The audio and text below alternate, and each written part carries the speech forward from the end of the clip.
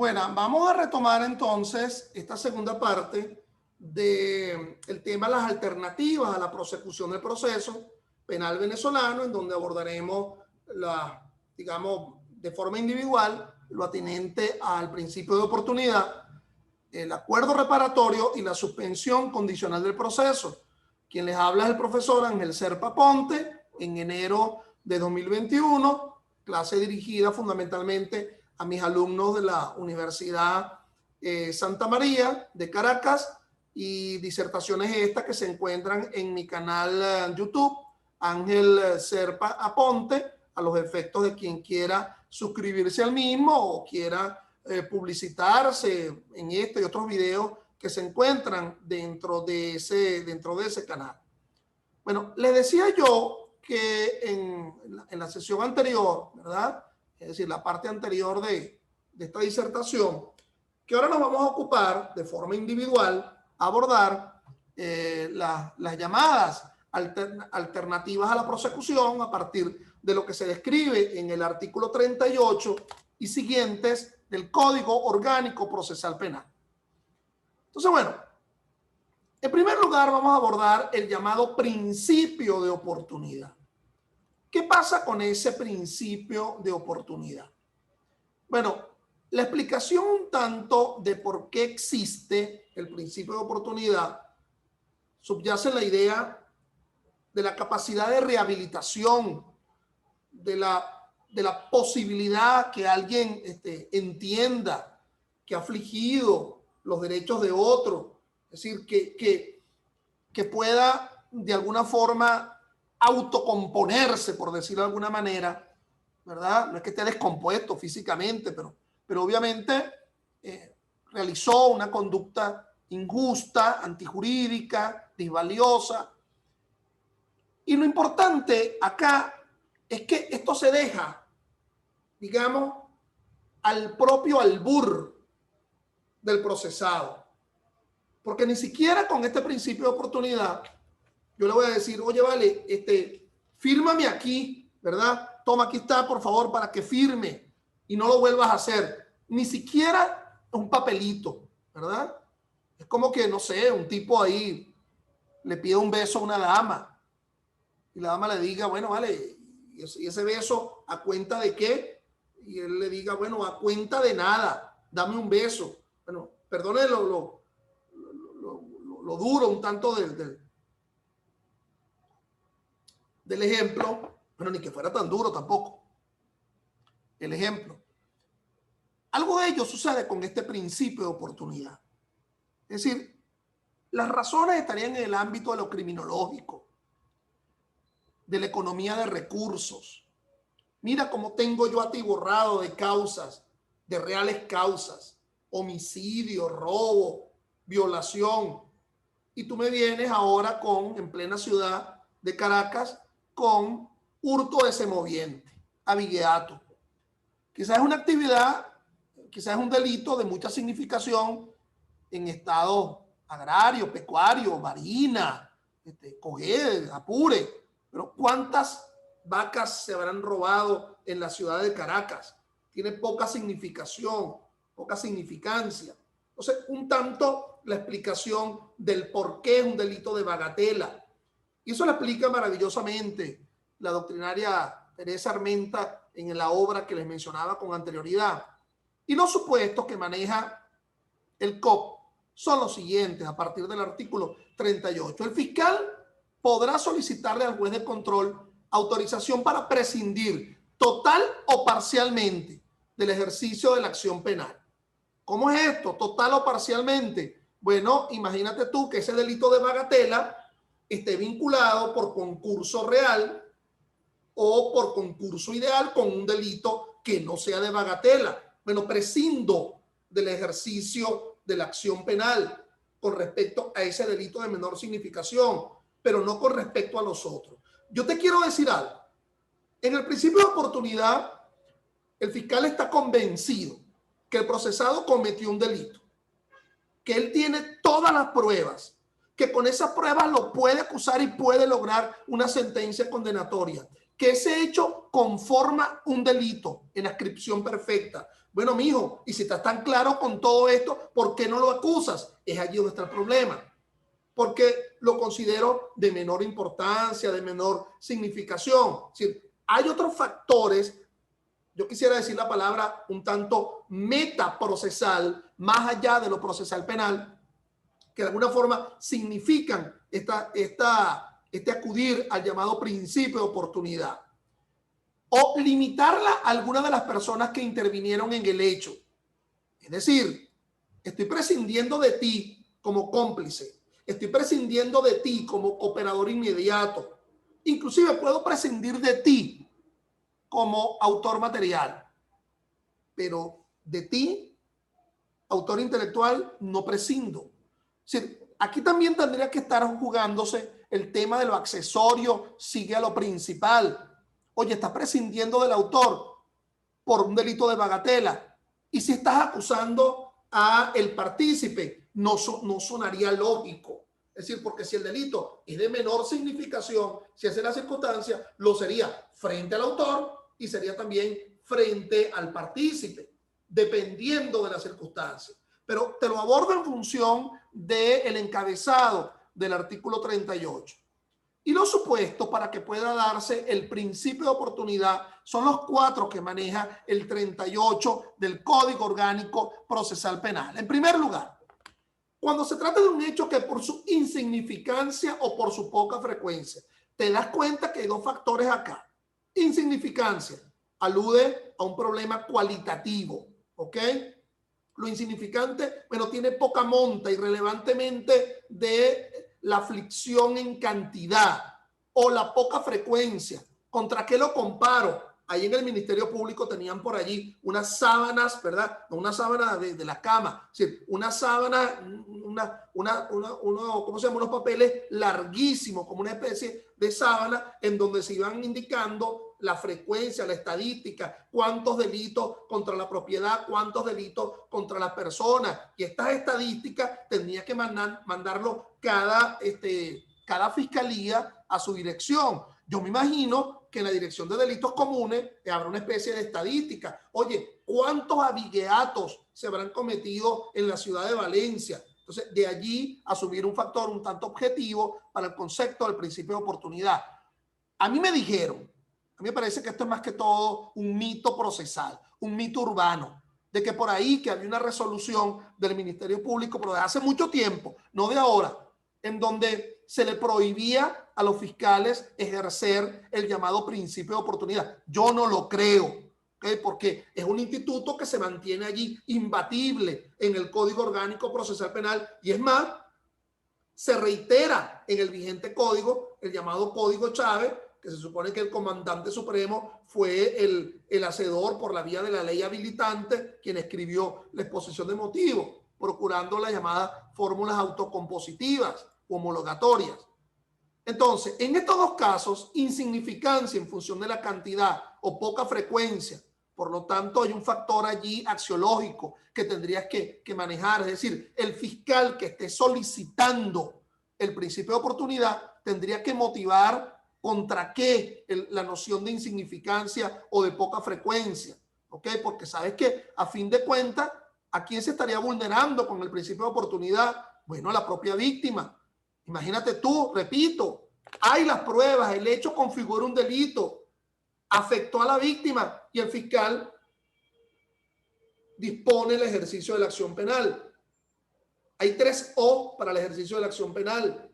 La O de oficiosidad, porque tiene que hacerlo bien, eficientemente.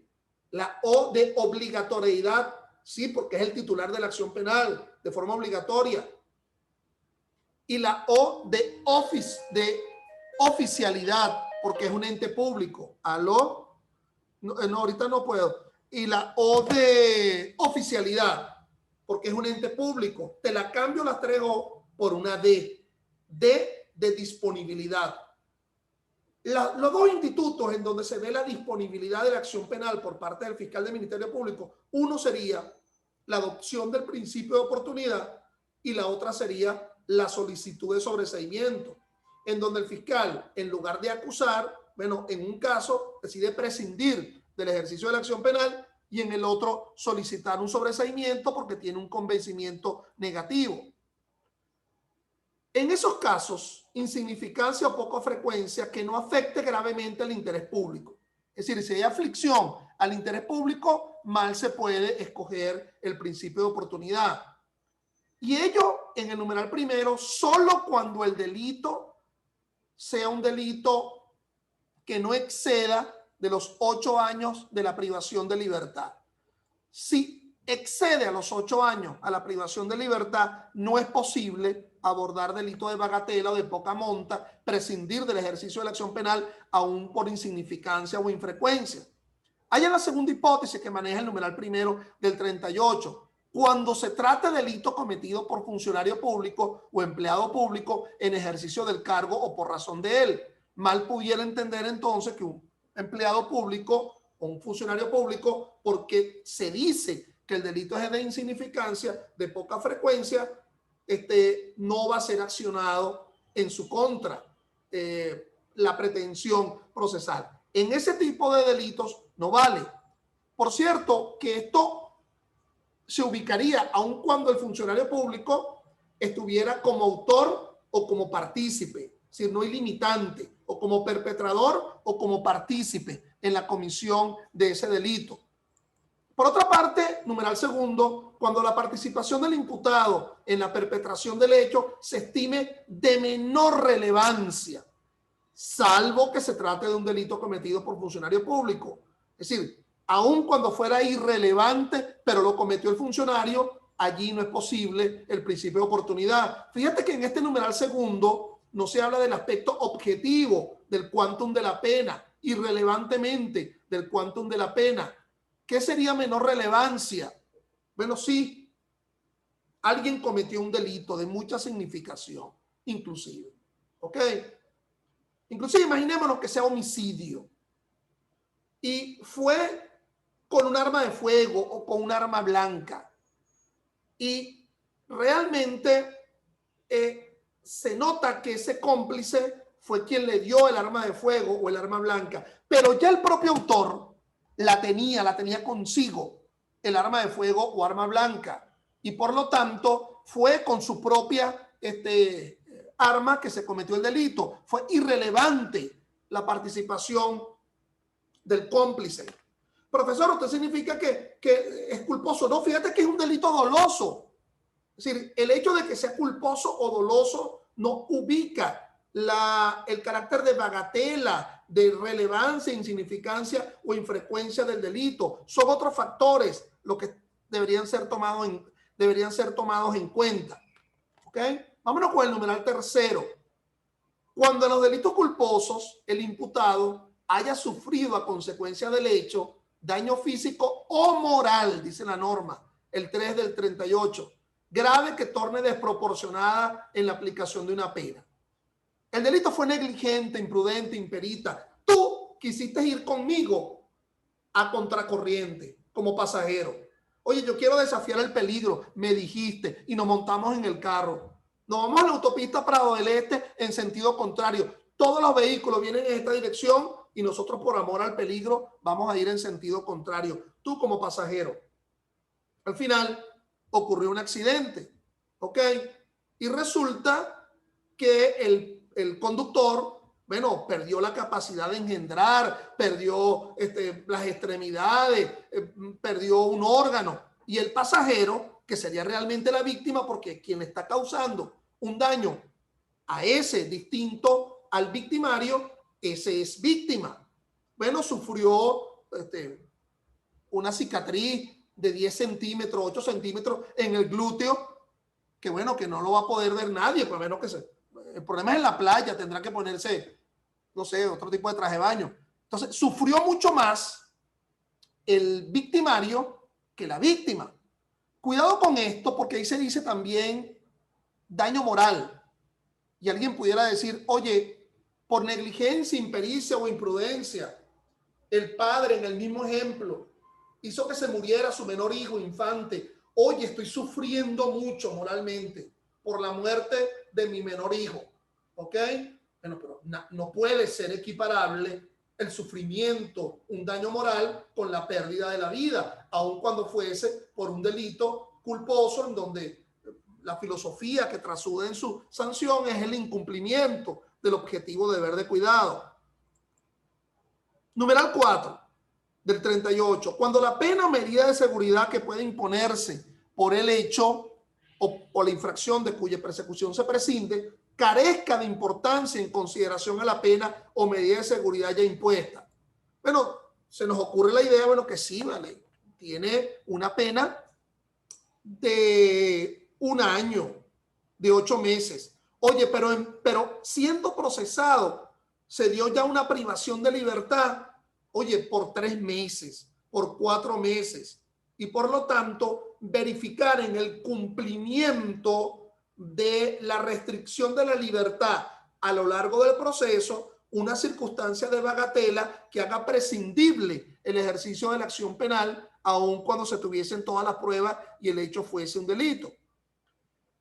Queda excluido, entonces aquí sí viene el tema, quedarán excluidos para estas alternativas la fórmula de delitos que se manifiestan en la parte del artículo 38.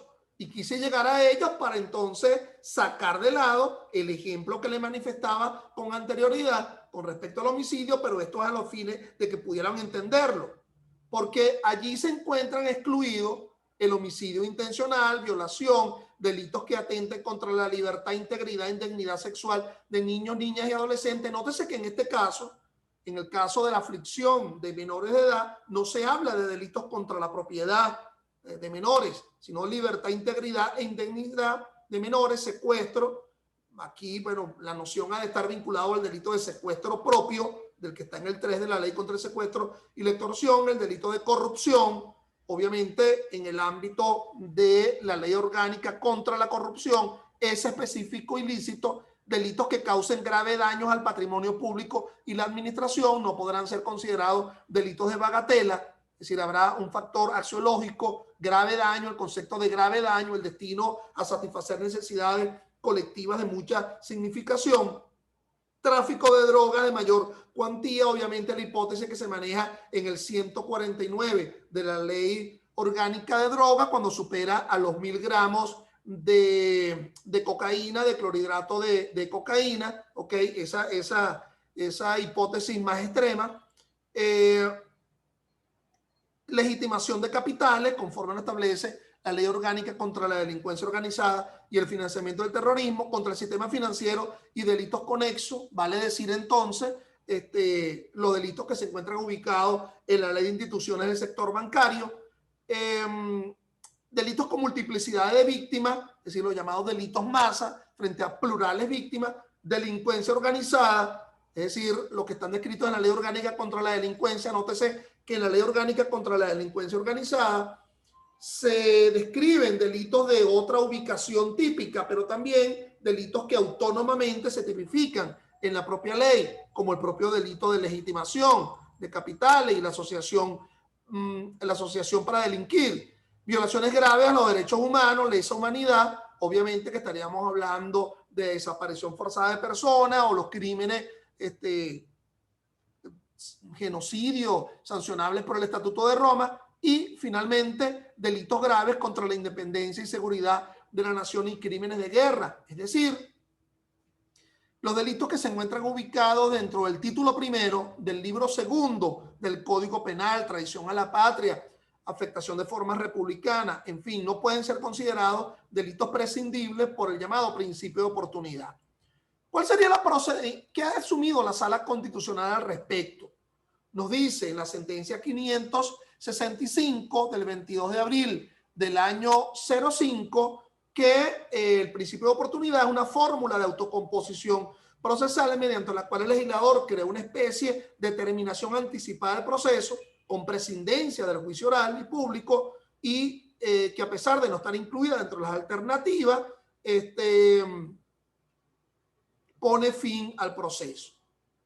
Nótese que la sala se equivoca en la sentencia 3167 del año 02, cuando dice que el principio de oportunidad Es una facultad que la ley le otorga al Ministerio Público, ciertamente con consentimiento expreso del imputado.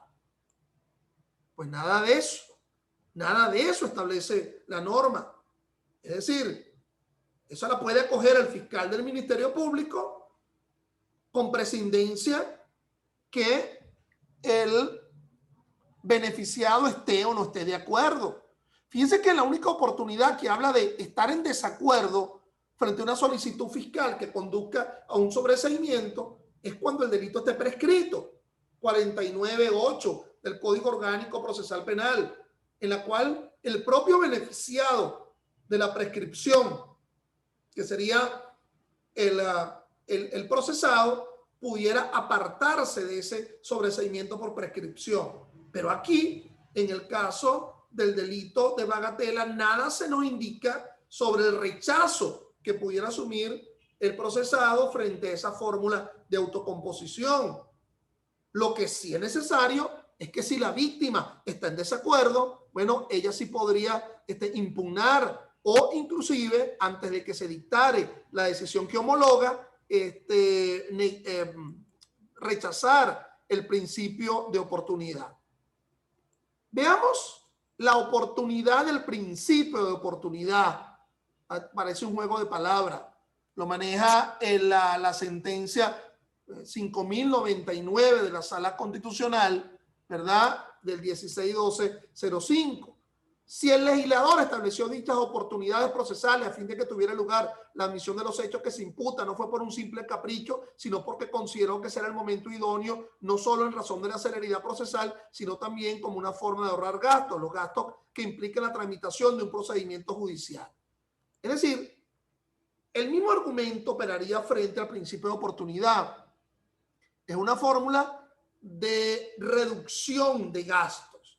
Es una especie de economía procesal, de la búsqueda de la celeridad en decisiones, no solamente en la de la propia causa, sino en procurar la celeridad de las otras causas que asume ese titular de la acción penal. La procedimentalización del principio de oportunidad es relativamente sencillo. El fiscal del Ministerio Público solicita ante el juez de control que homologue la propuesta de principio de oportunidad. Fíjense que si el tribunal admite la aplicación conforme al 39, se produce la extinción de la acción penal con respecto al autor o partícipe en cuyo beneficio se dispuso. Es decir, que no se daría un efecto extensivo frente a todos los litisconsorciados activos que contra cuyas personas se estuviese procesando esa causa. Pero, como lo dice el 39, si la decisión tiene que ver con respecto a la insignificancia, solo el tema de la insignificancia, la que está descrita en el numeral primero del artículo 38, sus efectos se extienden a todos, como yo lo había manifestado con anterioridad. El problema de lo accesorio sigue a lo principal, sería tan insignificante con respecto al autor, el autor mediato, el autor material, los partícipes, por un problema de esencialidad en cuanto a la menor valía de la aflicción del bien jurídico. El juez, antes de resolver respecto de la solicitud fiscal, fíjense la norma, procurará oír a la víctima.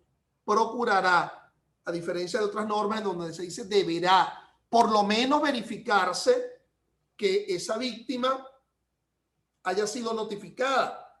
Obviamente que si es una decisión que desfavorece a la víctima, que sería el sobreseimiento, conforme lo establece el 122 del Código Orgánico, las decisiones que desfavorezcan a la víctima, entre ellos la solicitud de sobreseimiento, aún por aplicación del principio de oportunidad, puede ser apelada por la propia víctima.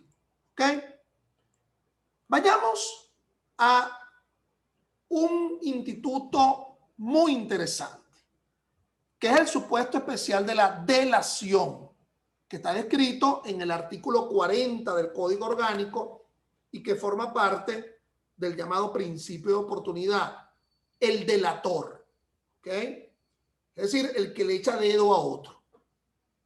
Entonces, ese delator, si ha formado parte en la comisión de ese delito, se podría aplicar el llamado principio de oportunidad, es decir, prescindir del ejercicio de la acción penal contra él. Pero ese prescindir va a ser no una forma total, como ocurre en los supuestos del 38 y del 39, sino de una forma parcial. Veamos ese supuesto un tanto extraño, que es la llamada delación. El fiscal solicitará al juez autorización para aplicar el presente supuesto solamente cuando se trate de delitos vinculados a delincuencia organizada o criminalidad violenta. Es decir, solamente en el tema de la delincuencia organizada. Bueno, ya de anteojito se manifiesta todos los delitos que están presentes en la ley orgánica contra la delincuencia organizada. Criminalidad violenta, cuando se habla de hechos de sangre, ¿ok? Pero también en lo violento pudiera haber que no haya sangre, pero un delito francamente violento, como por ejemplo la aflicción de la libertad ambulatoria, que se daría en el secuestro.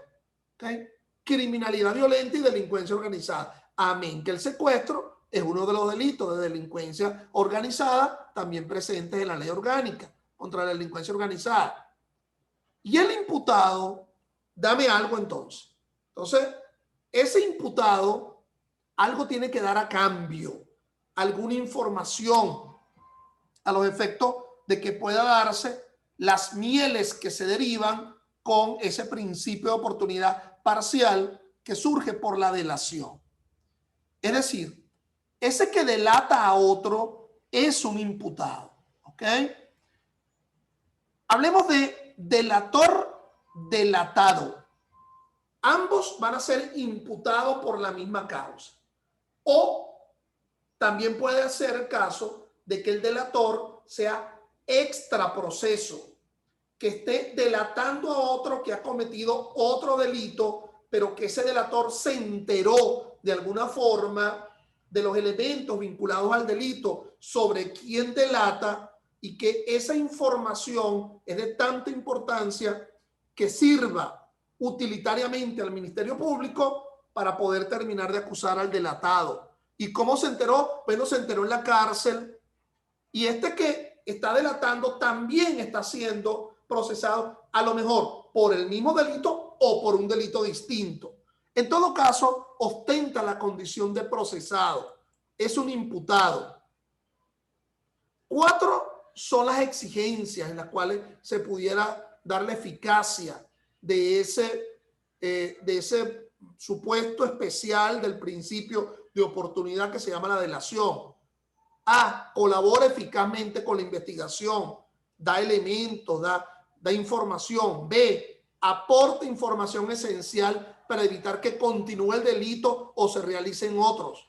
Es decir, es tan eficiente ese hecho que la continuidad de un delito en continuidad, se ve de alguna forma suspendido. Se suspende la continuidad del delito o se evita otro. Ayuda a esclarecer el hecho investigado u otros conexos. Si prescindimos de la declaración del delatado, bueno, el fiscal necesariamente iba a tener que solicitar un sobreseimiento porque no tenía una base material. Nos encontramos con el último numeral del 300 del COP. Incorporando la información del delator, ya me cambia el esquema. Ya el acto conclusivo se torna de sobreseimiento a acusación. Es fundamental. Proporciona información útil para probar la participación de otros imputados o imputadas. Como te das cuenta, esa ventaja del dicho del delator obra en 2 momentos. Obra en el momento de los elementos de convicción. Convenció al fiscal, pero también debe obrar para convencer a otro, que sería el juez. Es decir, para que sea completa la eficiencia de ese delator, tendría que obrar en doble sentido.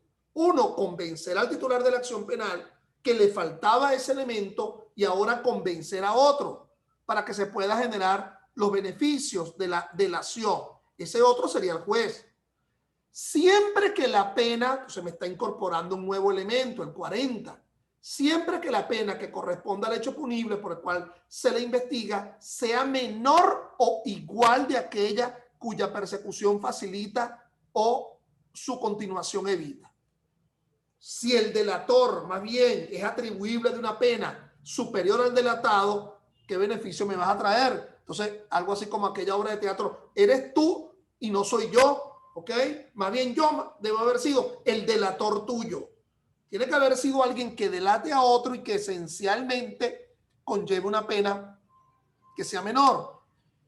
Fíjense que esto pudiera darse en el caso de la ley orgánica de drogas, cuando el buhonerito de la droga está traficando una cantidad de droga que sea inferior a los 1000 gramos de cocaína. Y lo que importa es saber quién es el gran traficante, quien vaya de 1000 en adelante. Pero a lo mejor el buhonerito sí está traficando más de 1000 gramos de cocaína. Pero lo importante aquí es saber esencialmente quién es el gran traficante. Es decir, que no solamente hay que asumirlo en una función netamente cuantitativa de la sanción. Admitida la solicitud del Ministerio Público, entonces el fiscal tendrá que solicitarlo ante el juez. La causa seguida al informante se separará, ordenándose el resguardo de aquel en un establecimiento. Es decir, del delator. Aquí entraría una ley, que sería la ley orgánica, sobre la ley de protección de testigos y otros sujetos procesales, una ley del año 2016. En otro de estas disertaciones virtuales me equivoqué, yo en el año te hablé de 2006, en realidad es 2016.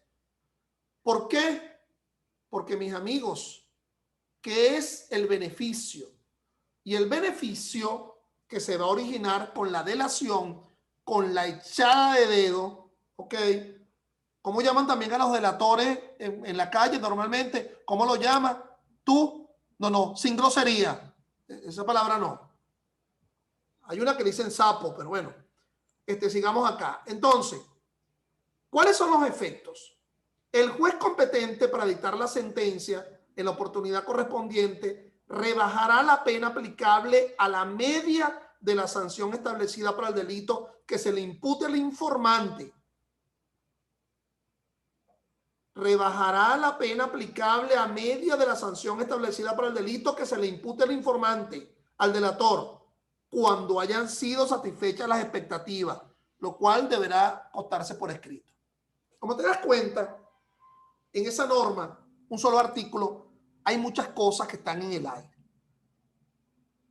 En el ejemplo anterior yo te decía, bueno, aquel tipo en el acuerdo reparatorio, en el principio de oportunidad, perdón, que decía, dame un beso, le decía a la muchacha, y ella decía, ¿a cuenta de qué? Bueno, a cuenta de nada. En el principio de oportunidad ni siquiera te firmo algo en el sentido de que no lo vuelvo a hacer. Aquí vuelvo al asunto. Hay una expresión por allí, me perdonan el besuqueo, dice, bueno, el que quiera besar busca la boca. Dice una expresión por allí. Pero lo mismo tendríamos con respecto a este tema. ¿Quién busca a quién en la delación? ¿Es el fiscal que busca al delator? ¿Es el delator que busca al fiscal? Nada de ello lo expresa la norma. La norma no le gusta esa fórmula esa fórmula, aunque la autocomposición es la finalidad, es decir, como especie de negociaciones, de arreglo. ¿Dónde va a ser el encuentro?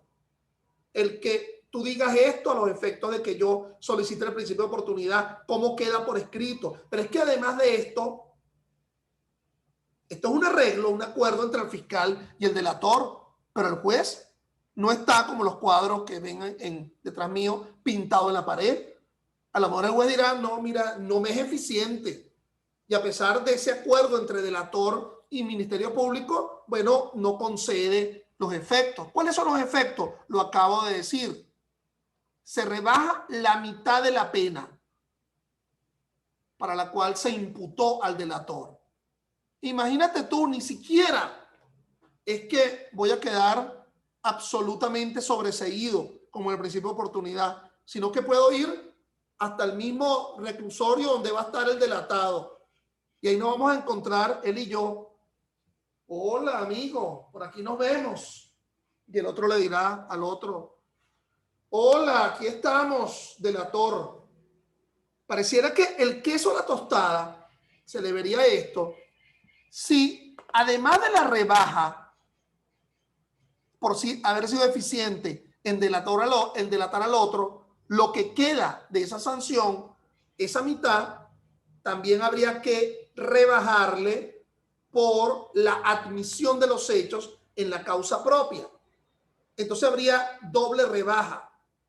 Una rebaja por ser eficiente como informante del otro, como delator del otro, que surgiría del artículo 40 en su parte infine, y la otra rebaja del remanente, que sería por admitir mi participación en el propio hecho, es decir, admisión de los hechos en la propia causa, ¿okay? En la cual estoy delatando al otro. Allí uno sí vería un tanto los beneficios de la admisión en una pauta lógica, perdón, de la delación en una pauta lógica. Por cierto, que este instituto, en la primera vigencia del Código Orgánico Procesal Penal, concedía, era una total exención de responsabilidad penal.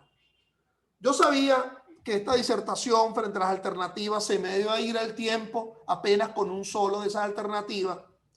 Es decir, entonces el miércoles siguiente vamos a abordar las otras alternativas que me están faltando aquí, que sería el acuerdo reparatorio y la suspensión condicional del proceso. Mis alumnos de la Santa María, como bien saben ustedes, los exámenes comenzarían a partir de las 5 de la tarde, entonces la disertación, es decir, hasta lo que dé hoy, pues hasta lo que estoy dando hoy, que sería la delación, iría el examen del próximo miércoles.